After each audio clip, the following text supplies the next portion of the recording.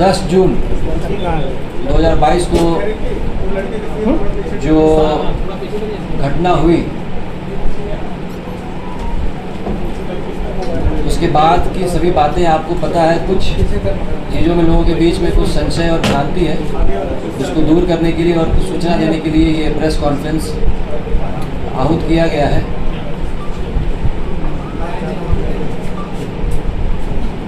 दस तारीख की घटना के बाद बड़ी संख्या में जो एक उन्मादी भीड़ आई थी उस पर कंट्रोल पाने के लिए जो भी फोर्स यूज़ करने की आवश्यकता पड़ी, जो हमारे पास तरीके थे, रिसोर्स थे, तो सारे हम लोगों ने उसको यूज़ किया।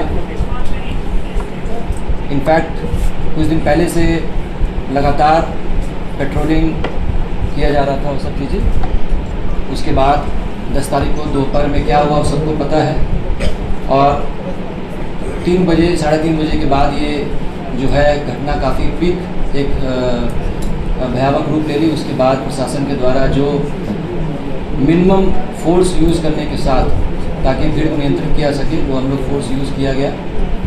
और उसके बाद भीड़ पर काबू पाने के बाद निषेधाज्ञा आदेश 144 CRPC SDM के ऑर्डर से पहले अल्बर्ट एक्का चौक से लेकर सुजाता चौक तक लगाया गया, दोनों तरफ रोड के 500 मीटर तक। उसके बाद कुछ अन्य जगह से भी कुछ सूचना आई। उसके बाद विधि व्यवस्था को कायम रखने के लिए कुल 12 थानों में 144 जारी किया गया 10 तारीख को शाम के 8 बजे से। इसी बीच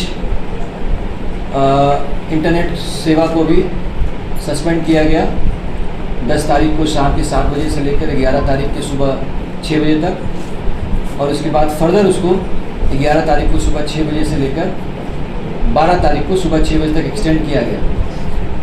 इसी बीच फोर्स और भी जगह से डिप्लॉय किए गए, और जब चीज़ें थोड़ी सामान्य होने लगी तब इंटरनेट सेवा को 8 सुबह 4 बजे से उसको बहाल किया गया है।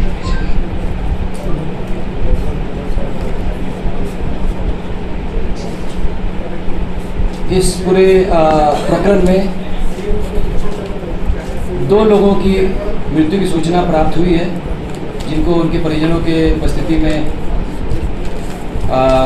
शांतिपूर्ण तरीके से उनका जो सुपुर्द खाक कार्यक्रम होता है, जो प्रक्रिया होती है, उसको किया गया है। अभी स्थिति नियंत्रण में है। लगातार जिला प्रशासन के द्वारा निगरानी रखी जा रही है, और कुछ थाने हैं जहां पर लोगों को संशय है कि लोगों को असुविधा हो रही है।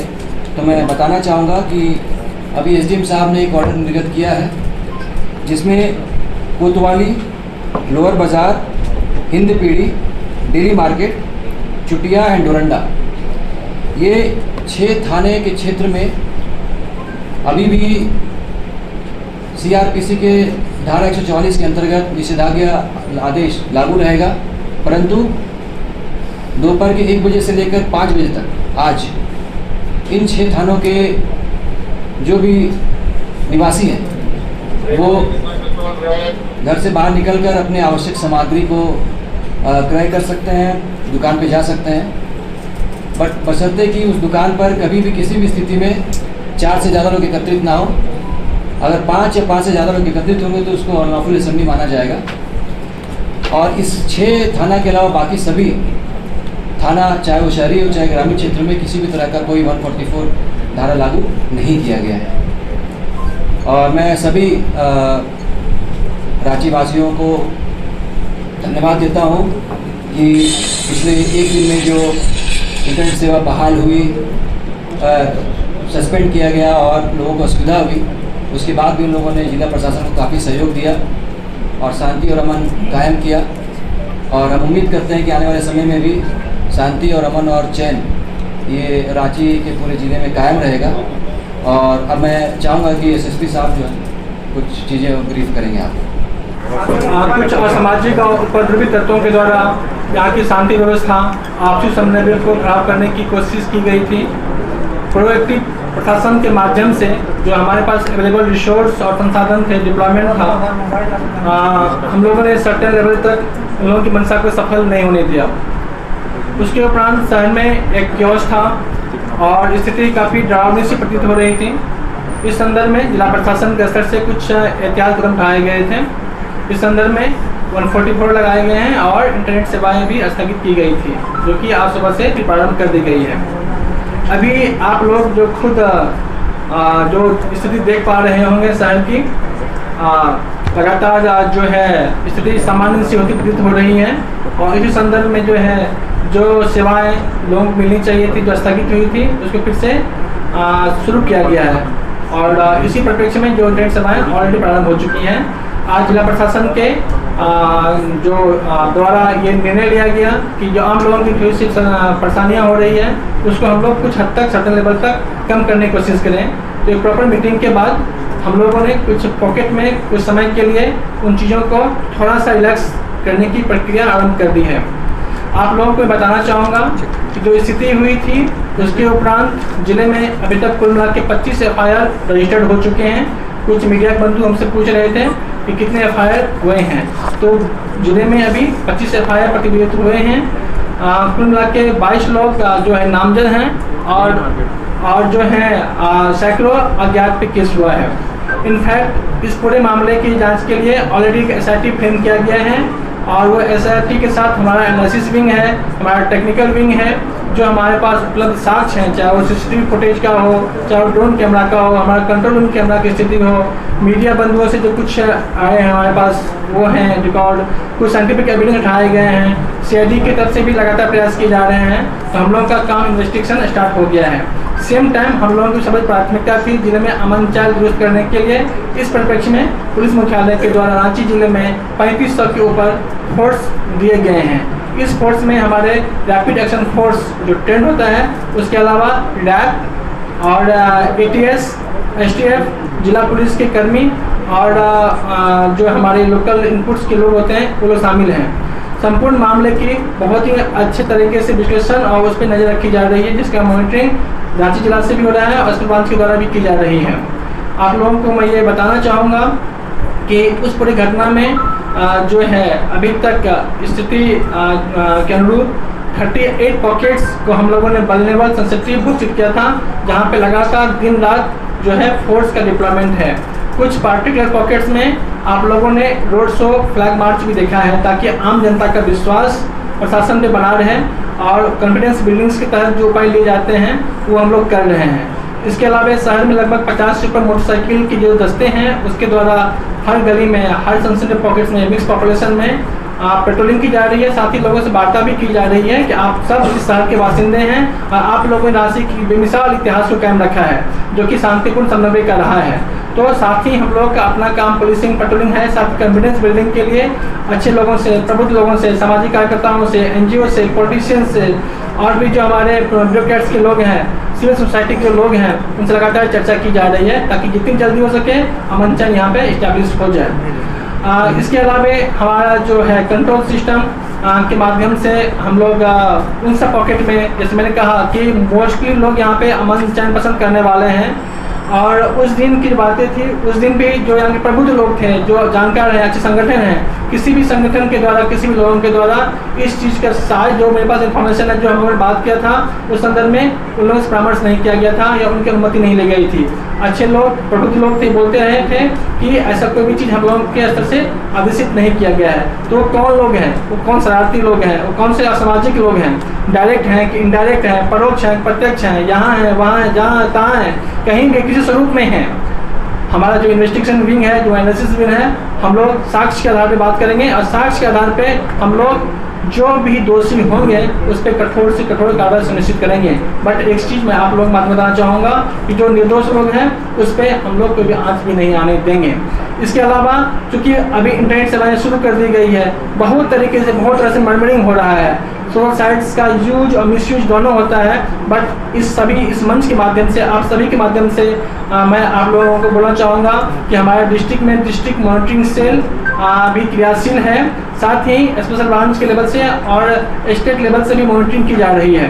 हम वैसे सभी चीज़ों को हम लोग देख रहे हैं, वैसे वीडियो को, ऑडियो को, अपलोड को, डाउनलोड को, किसी भी तरह के ट्रांजेक्शन को, चाहे वो व्हाट्सएप पे हो, ट्विटर पे हो, इंस्टाग्राम पे हो, फेसबुक पे हो, जिससे किसी व्यक्ति विशेष की, समुदाय विशेष की भावनाएं आहत हो रही हो या किसी पे इल्ज़ाम लगाए जा रहे हो, ऐसे सारे वीडियो, ऑडियो हम लोग उस पर मॉनिटरिंग कर रहे हैं।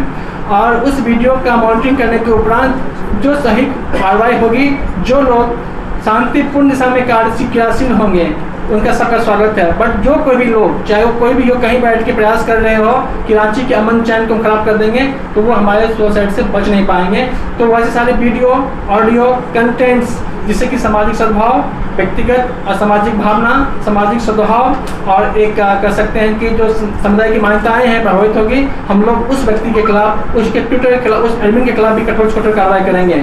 अभी बहुत सारे वीडियो, ऑडियो जिसमें कुछ आपत्तिजनक बातें, कुछ अफवाह के रूप में जहाँ तक उड़ रही थी, हम लोगों ने उस सब वीडियो, ऑडियो को भी अपने पास लगाया है और एक स्पेशल टीम के माध्यम से हम उस ऑडियो, वीडियो की जाँच करवा रहे हैं। वास्तव में कुछ सही होगा तो उसके अनुरूप कार्रवाई की जाएगी, लेकिन वीडियो सिर्फ और सिर्फ नफरत, द्वेष, ईर्ष्या, हिंसा को बढ़ाने के लिए किया जा रहा हो तो ऐसे लोगों को हम माफ नहीं करने वाले हैं। तो इस पूरे परिप्रेक्ष्य में अभी जो स्थिति है, जैसे कि ऑलरेडी साहब ब्रीफ कर चुके हैं आप लोगों को, हैं कि अभी लोगों की परेशानी को देखते हुए, जो लोगों की डिमांड है और जो शहर की स्थिति थोड़ी बेहतर हो रही है, इस संदर्भ में जो आप लोगों के लेवल से भी मॉनिटरिंग हो रहा है, जो बातें रिपोर्ट आ रही है, एक सर्टेन पॉकेट में सर्टेन टाइम के लिए एक रिलेक्सेशन दिया जा रहा है।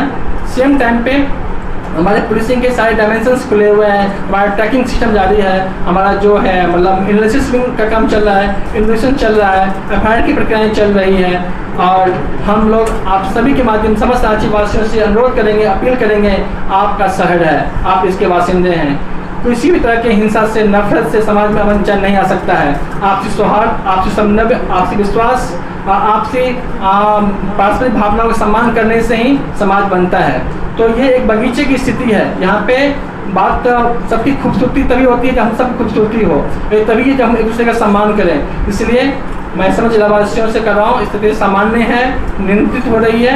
आप लोगों को पास्ट में कुछ दिखते हुई, इसके लिए मैं पर्सनली क्षमा प्रार्थी हूँ कि आपको इंटरनेट यूज का मौका नहीं मिला या कुछ समय के लिए आप घर निकल नहीं पा रहे हैं, बट आपके सहयोग से ही संभव पा रहा है कि फिर से हम लोग ट्रैक पे आ रहे हैं। तो जिले में जो आप लोगों ने अमन चैन और शांति व्यवस्था बढ़ाने में योगदान दिया है, इसके लिए जिला प्रशासन, हम सभी लोग आप सबके आभारी हैं। और फिर से आप सबसे रिक्वेस्ट करूंगा कि थोड़ा सा सब दीजिए, सहायता कीजिए, हम लोग कोऑपरेट कीजिए। हम लोग बहुत ही अच्छे तरीके से इस पर क्रियाशील हैं, काम कर रहे हैं और हम लोग उम्मीद करेंगे बहुत जल्दी जिले में अमन चैन कायम हो जाएगा।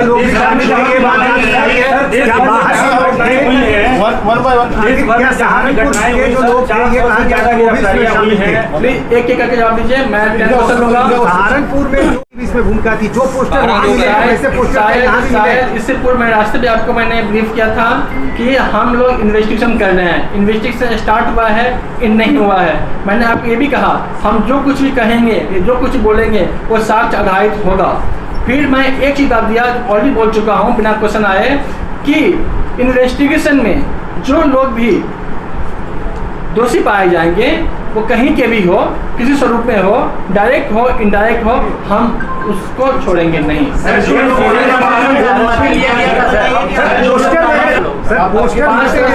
क्वेश्चन आ रहे हैं तो 48 घंटे से ज्यादा का वक्त हो चुका है, रांची में एक भी गिरफ्तारी अब तक क्यों नहीं हुई है, पहचान क्यों नहीं हुई है? आप खुद पूछ रहे हैं कि कौन है, कहाँ है, यहाँ है, वहाँ है, जहाँ है, ये सवाल अभी तक सवाल क्यों है? इसलिए क्योंकि हर जो इंसिडेंट है अपने आप में यूनिक इंसिडेंट होता है और यूनिक इंसिडेंट के का जो एक अपना सबका कोर्स ऑफ एक्शन होता है। हम यहाँ के इंसिडेंट की कंपेयर किसी और जगह से तब तक नहीं कर सकते हैं जब तक कि हम यहाँ अपने चीज़ों को देख ना लें, एविडेंस कलेक्ट नहीं कर लें। क्योंकि मैं जो बोलूँगा एक रिस्पॉन्सिबल पर्सन के रूप में, एक रिस्पॉन्सिबल मीडिया के रूप में बोलूँगा, तो मैं वही बोलूँगा जो मेरे पास फैक्ट होंगे। मैंने फिर से कहा है, यदि किसी और जगह पे यहाँ के अपने हालात थे, यहाँ पे डिफरेंट तरह के इशूज हुए थे, डिफरेंट लॉन्डर हुए थे, यहाँ पे डिफरेंट तरह से इंजरी आए थे सारे ऑफिसर्स को, आपने देखा होगा।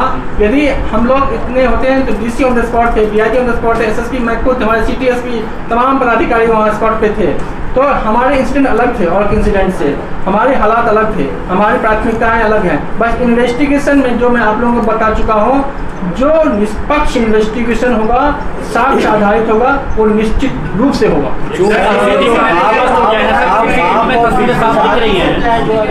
आप और डीसी साहब दोनों ये बोल रहे हैं बार बार कि संसाधन जो था उसी के हिसाब से चीज़ों को जो है दुरुस्त किया गया। गोली चलाने की नौबत क्यों आन पड़ी और जो सीधे जो फायरिंग हुई कहाँ से अनुमति मिला? देखिए बात समझ लीजिए, हम सब एक ट्रेंड फोर्स के पार्ट हैं, हम लोगों का प्रशासन के अंग हैं। हम सब लोगों को एक प्रॉपर ट्रेनिंग दी जाती है, कब कहाँ किस मोड पे क्या एक्शन लेना है नहीं लेना है, ये हम लोग का एक जो सिखाई होती है, जो हम नॉर्म्स होती है, जो अंडरस्टैंडिंग है, जो परिस्थितियों का आकलन है, जो एक थर्ड पर्सन रूप में नहीं की जाती है। ठीक है, तो इसका एनालिसिस इंटरप्रिटेशन यहाँ पे बैठ के हम नहीं कर सकते हैं। क्यों कैसी नौबत आ गई, जब इस पर आप समीक्षा करेंगे, आप भी बहुत अच्छे मीडिया में हैं, आपने भी बहुत सारे चीज़ देखे होंगे, समझे होंगे, जाने होंगे, और हम लोग का एक्शन कितना सही था, कितना लॉजिकल था, कितना जस्टिफाइड था, इस पर अब हम कुछ बोलना उचित नहीं होगा कि matter being investigated now. But जो थे उस हालात में, जो हमारी ट्रेनिंग थी, जो हमारे अंडरस्टैंडिंग थी, जो हम लोग परिस्थितियों का आकलन कर पा रहे थे, जो एक कर सकते हैं use minimum force to maximum saving one. देखिए, इसमें जब भी कोई भीड़ को अनलॉफुल असेंबली डिक्लेयर किया जाता है तो एक एसओपी है, स्टैंडर्ड ऑपरेटिंग प्रोसेस होता है। स्टैंडर्ड ऑपरेटिंग प्रोसीजर के थ्रू जो वहाँ उपलब्ध मजिस्ट्रेट रहते हैं और पुलिस का आकलन के बाद जो भीड़ में जो उपद्रवी होते हैं, तो शांति व्यवस्था को काम करने के लिए एक एसओपी है, वो एसओपी को फॉलो किया जाता है। And firing, air firing is the last resort to control and neutralise the disturbance and public order को इस्टेब्लिश करने के लिए ये आवश्यक हुआ। तो हम लोगों ने सारे एहतियात बरते, जो एसओपी में जो फॉलो किया जाता है प्रोसेस, उसको फॉलो किया। उसके बाद firing as a last resort हम लोगों को रिसोर्ट करना पड़ा। कितने लोग मारे गए, कितने लोग मारे गए हैं वो बताइए, उनका प्रोफाइल बताइए। चूक कहाँ हुई इसमें? आप इसको चूक बोल रहे हैं, हम तो इसको बोल रहे हैं कि जो हम लोग परिस्थिति का आकलन कर पाए थे, हमारी तैयारी अच्छी थी, तो जो विपद स्थिति हो सकती थी उसको टाल दिया गया। जो अतायों के मंसूबे थे, जो मकसद थे, कामयाब नहीं होने दिए फोर्स की कमी थी क्या शुरू में इस तरह की? नहीं, ऐसी कोई उम्मीद नहीं थी, और फोर्स कमी रहती तो हम आज इस प्रेस कॉन्फ्रेंस नहीं कर पा रहे होते। ये हमारी मुख्य व्यवस्थाएं थी, अंडरस्टैंडिंग थी, एंटिसिपेशन था, इन्फॉर्मेशन था, उसके आधार पे हम लोगों ने तैयारी की थी। इसलिए हम लोगों ने आज जो बैठ के हम लोग बात कर रहे हैं, संभव हुआ है कि नहीं तो उपद्रवियों की मानसिकता जो मंसूबे थे सफल हो जाते हैं। Can you confirm another temple was also under attack? Street पर जो टेम्पल दोबारा अटैक किया गया, क्या उसको कंफर्म कर सकते हैं? Please come forward and ask. Sir, एक और टेम्पल जो अंडर अटैक था, क्या उसको कंफर्म कर सकते हैं? ये कुल मिला के हैं FIR, कुल मिला के 25 FIR मारे गए लोगों का प्रोफाइल बताइए सर। पूरे मिला के पुलिस साइड से और पुलिस का क्या? पुलिस मिला के कॉन्टेक्ट किया है, 25 FIR हुए हैं। सर, एक और मंदिर जो अंडर अटैक आया, ये आप एक रिस्पॉन्सिबल रूप में जानना चाहूँगा कि जो मैंने ऑलरेडी कहा कि सोशल साइट्स पे क्या हो रहे हैं, नहीं हो रहे हैं, कृपा करके उसमें आप हेल्प कीजिए। हमारे जो इशू है, हमारे जांच का विषय है, हम जांच करवा रहे हैं। Thank you.